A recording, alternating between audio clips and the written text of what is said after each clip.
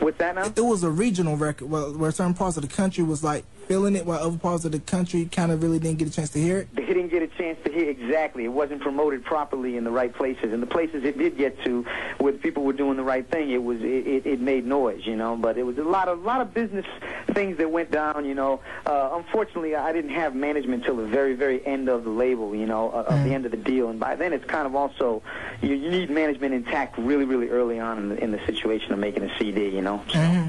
Definitely that. Now, how you feel about the debut album getting a lot of love from overseas? That's how I first came to hear about you and this album and some of the killer cuts that was on there. Because basically, like in the UK and various other international countries where New Jack Swing is still very kind of like popular, is basically the remix version of Let's Get To It. It's like staple, you know what I mean?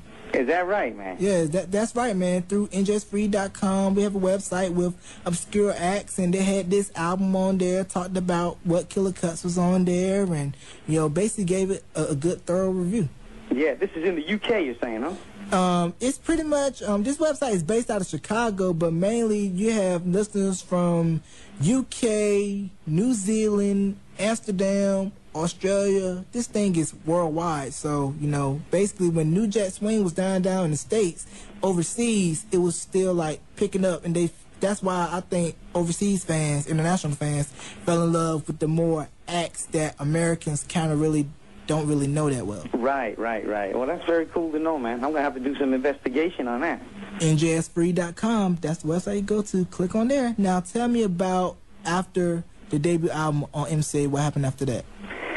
After that, man, I had met Burt Bacharach, and, you know, well, what happened is I got signed to a new deal, and that deal just didn't work out because it kind of folded like before it even started. I could see some of the same things starting to go on, so I kind of got out of that. But what ended up happening that was good was about maybe a couple of years after that, I got a call from Burt Bacharach, and he said to me, you know, I want to have a male singer. I've never had a male singer on tour with me before, and, you know, I want it to be you. I said, wow, you remember me? Because, yeah, I remember the day you came to my house, because we did go to his house with MCA, you know, to listen to his stuff, which was an unbelievable honor, you know.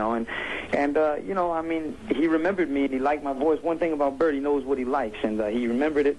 And he said, you know, I always said if I was going to use a guy, I wanted to be you. And this all came to me as a shock. And I was back east at the time, and when I got back to L.A., I went over his house and met with him.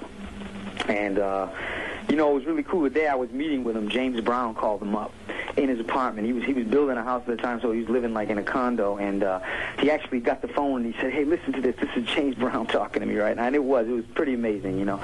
And after we finished, you know, he just told me he really wants me to be a singer, and I said I'd let him think about it because I wasn't sure that was the direction I wanted to go.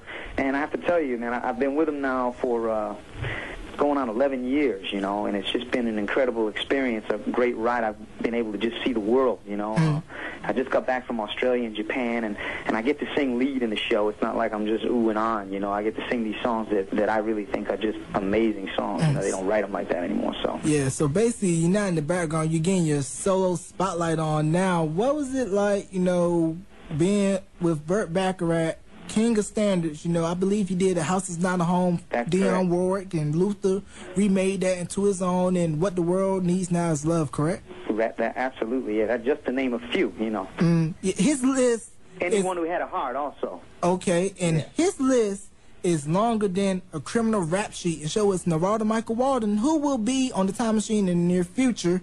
But you know, so you're racking up the frequent flyer miles. Oh, I am, man. I am. But you know what's great about it is it gives me a chance to do other things. We're not on tour per se for like months at a time. We go out, you know, for maybe like 6, 7, 8 maybe days a month, you know, that we go out and do a couple of weekends out in a month. And then once in a while we do go away for a month, but that's kind of rare. But when we do, it's because he's huge in England, he's huge in Japan, he's huge in Australia, and we just hit all those places. And but it gives me a chance to work on projects much like the one I'm doing now, which is this Pure Imagination CD, you know.